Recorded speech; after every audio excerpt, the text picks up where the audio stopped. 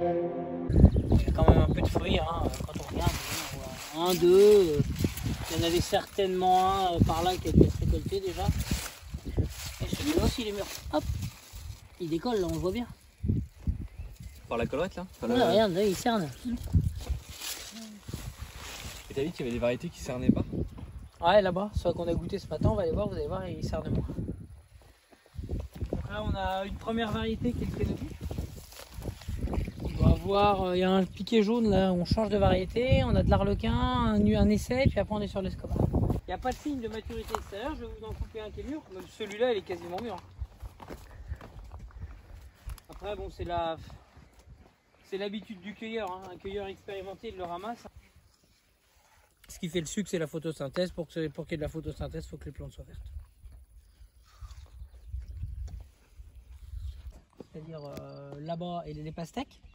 Donc 25 avril, là c'est de la semaine 19, donc 10 mai. Avec les pastèques là-bas, semaine 19, alors on a fait, c'est la partie où j'ai fait le plus de pastèques en semaine 19, parce que c'est vraiment sur le cœur de là où elle pousse bien, normalement, passer le 10 mai. Et puis ça tombe pour fin juillet, août en récolte, donc c'est là où c'est un peu horrible pour nous le cœur du marché de la pastèque. Même si je pense qu'on va pouvoir en faire un peu plus tôt. L'année dernière, sur les créneaux précoces comme ça, j'avais pas réussi à faire des pastèques aussi végétatifs que ça. L'important, c'est de faire des belles plantes au début et après de faire des fruits. Et là, je trouve que j'ai des belles plantes de pastèques. Ça me plaît. Donc, et puis, vous voyez, on commence à. C'est en train de se faire, et puis ça continue après d'accrocher. Hein, ça va continuer. Donc, et alors, la pastèque, ça va encore plus vite que le melon. Hein. C'est-à-dire que ça, là, il fait pas chaud. Hein. Mais. On met 30 degrés pendant une semaine. La semaine prochaine, c'est une pastèque de 3 kg. Hein. Il ne reste plus qu'à mûrir. Ça va. Ah ouais, la pastèque, ça pousse. Ça, je pense qu'on pourrait le voir en prenant une photo le matin, une photo le soir. Ah, ça va beaucoup plus vite que le melon. Impressionnant la pastèque. La complexité, c'est d'aller trouver le bon stade de récolte.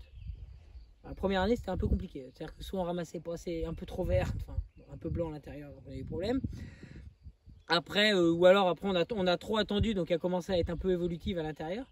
Mais l'année dernière, une fois qu'on a compris puis choisi les variétés qui présentaient des critères de récolte assez évidents, on n'a plus de soucis. Quoi. Et des clients qui ont habitude à goûter de la pastèque espagnole nous disent qu'on n'a rien à envier à de la pastèque espagnole, voire même meilleure. C'est-à-dire c'est un peu compliqué, on récolte à la vrille. C'est-à-dire quand on voit la vrille qui commence à être sèche. Et là, elle est toute blanche à l'intérieur. Et là, vous vous dites, je vous ai raconté que ce qui était compliqué, c'est de ramasser les pastèques. Le plus dur, c'est de les ramasser. Ça craque comme ça. Magnifique. Ah ouais, sans pépin du tout. Voilà.